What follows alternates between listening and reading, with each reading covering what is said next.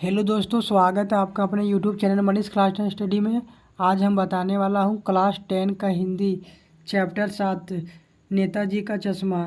इस चैप्टर के हम सारे क्वेश्चन आंसर को बताने वाला हूँ। तो दोस्तों, मैं आप लोगों से एक चीज़ का रिक्वेस्ट करूँगा कि आप लोग इस वीडियो को पूरा अंत तक देखिएगा। तो सबसे पहला क्वेश्चन है, सेनानी ना होते हुए भी चश्मे वाले को लोग कैप्टन क्यों कहते थे?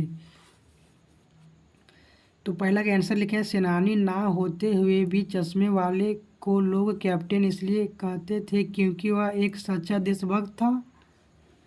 उसके अंदर देश के शहीदों के प्रति सम्मान की भावना थी, इसलिए उसे कैप्टन कहते थे।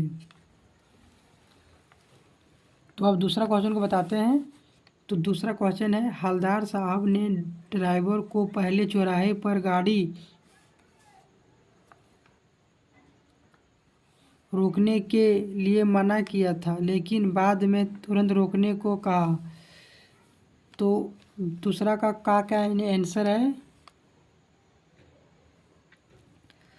हवलदार साहब पहले मायूस क्यों हो गए?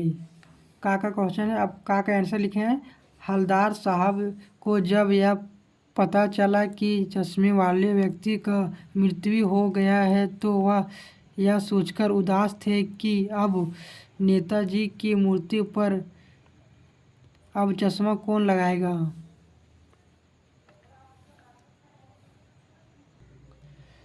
तो अब खा क्वेश्चन है, मूर्ति पर सरकंडे का चश्मा क्या उम्मीद जगाता है? तो खा का आंसर लिखा है, मूर्ति पर सरकंडे का चश्मा यह उम्मीद जगाता है कि हमारे देश के बच्चों में देश प्रेम की भावना भरी हुई है। अब गा का आंसर लिखे हम, हवलदार साहब इतनी सी बात पर भावुक क्यों हो उठे? तो गा का आंसर लिखे, हवलदार साहब इतनी सी बात पर भावुक इसलिए हो गए क्योंकि हवलदार साहब को लग रहा था कि चश्मे वाले व्यक्ति के मरने से नेताजी की मूर्ति चश्माविहीन होगी। परंतु जब यह देखा कि मूर्ति की आंखों पर सरकंडे का चश्मा लगा हुआ है, उन्होंने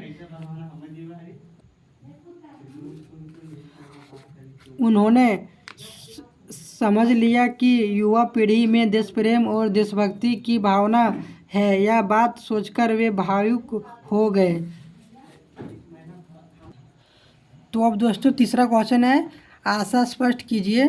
बार बार सोचते क्या होगा उस कौम का जो अपने देश की खातिर घर गृहस्थी जवानी जिंदगी सब कुछ होम देने वालों पर भी हंसती है और लिए बिकने के मौके ढूंढती है। तो तीसरा का आंसर लिखें, इस पंक्ति का आशा यह है कि आज की कौम इतनी मतलबी हो गई है कि उन लोगों को भी भूल गई है जिन्होंने देश के लिए अपने प्राण तक त्याग दिए। आज की कौम पूरी तरह से स्वार्थी हो चुकी है और अपने स्वार्थ के लिए देश से भी गद्दारी करने को तैयार है। तो अब चौथा क्वेश्चन है दोस्तों, देखिए दोस्तों, ये जो चौथा क्वेश्चन है सो एग्ज़ाम में बार बार पूछा जाता है, इसीलिए आप लोग इसे अच्छा से समझ लीजिएगा। पान वाले एक रेखा चित्र प्रस्तुत कीजिए। आप लोग इसे याद कर लीजिएगा चौथा क्वेश्चन को। ये जो है VVI क्वेश्चन है। पान वाले का एक रेखा चित्र प्रस्तुत कीजिए। तो पान वाला अपनी दुकान पर बैठा बैठा पान बेचा करता है। ग्राहकों के साथ कुछ ना कुछ बात करना उसे पसंद था। आप लोग तो इस कहानी में तो पढ़ लिए होंगे, नेताजी का चश्मा वाले कहानी में। वह स्वभाव से खुशमिजाज काला मोटा व्यक्ति है, उसकी तोंद निकली हुई है, वह पान खाता रहता है, वह हमेशा पान खाते रहता था, जिससे उसकी बत्तीसी लाल काली हो गई थी। देखिए दोस्तों, वो जो पान वाला था मोटा काला आदमी, सो उसका दांत तो पूरा लाल पीली हो गई थी, लाल काली हो गई थी, और वह हमेशा दुकान में बैठा रहता था और हमेशा पान खाते रहता था। और जब भी किसी व्यक्ति से उसे बात करना होता था तो वो पान को थूकता था और बात करता था। और उसे हमेशा कोई न कोई ग्राहकों के साथ बात करना पसंद होता था। वही सब मतलब अपने से बैठा के लिख दीजिएगा। अगर आप लोग इस सब क्वेश्चन को याद नहीं कर पाते हैं तो कहानी तो पढ़ लिए होंगे, और इसे आप लोग एक बार पढ़ लीजिए, 1 से 2 बार पढ़ लीजिएगा, पढ़ और समझ लीजिएगा, और कोई भी आंसर का अपने से बैठा कर लिखने का प्रयास कीजिएगा। तो आप लोग एग्ज़ाम में, फाइनल एग्ज़ाम में, बोर्ड एग्ज़ाम में आराम से लिख लीजिएगा। और अगर सोचिएगा इस सब क्वेश्चन को हम रट लेंगे और लिखने का प्रयास करेंगे तो आप लोग कभी नहीं लिख पाइएगा। इसलिए ये सब जो क्वेश्चन है सो आप लोग 1 से 2 बार, 2 से 3 बार, 4 बार, 5 बार पढ़ लीजिएगा सिर्फ, और फिर कॉपी में लिख लीजिएगा। और फिर एग्ज़ाम में जब फाइनल एग्ज़ाम आएगा, बोर्ड एग्ज़ाम, तो आराम से अपने से जो कहानी आप लोग पढ़े होंगे उस कहानी के माध्यम से आप लोग समझ कर लिख लीजिएगा। तो अब 5वां क्वेश्चन है दोस्तों,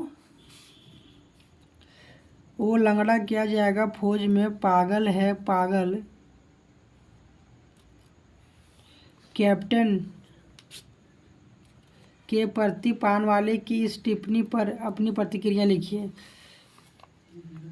तो 5वां का आंसर लिखें, वह लंगड़ा किया जाएगा फौज में, पागल है पागल, पान वाला कैप्टन चश्मे वाले के बारे में कुछ ऐसा ही घटिया सोच रखता है। सब वास्तव में कैप्टन उपहास का नहीं, सम्मान का पात्र है, जो नेताजी की मूर्ति पर चश्मा लगाकर देश प्रेम को प्रदर्शन करता है। तो 5वां का भी आंसर बता दीजिए दोस्तों।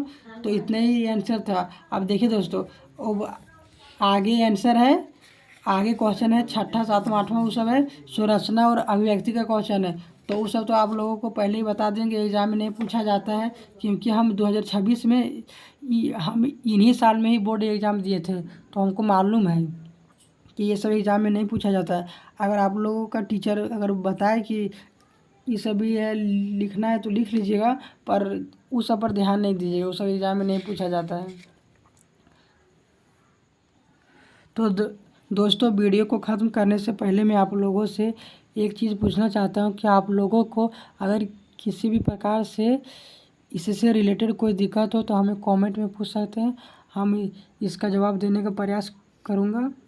तो दोस्तों, अगर आप लोगों को इस वीडियो से कुछ सीख मिला होगा, अगर पसंद आया होगा तो लाइक और सब्सक्राइब कर दीजिए। थैंक यू, मिलते हैं अगले वीडियो में।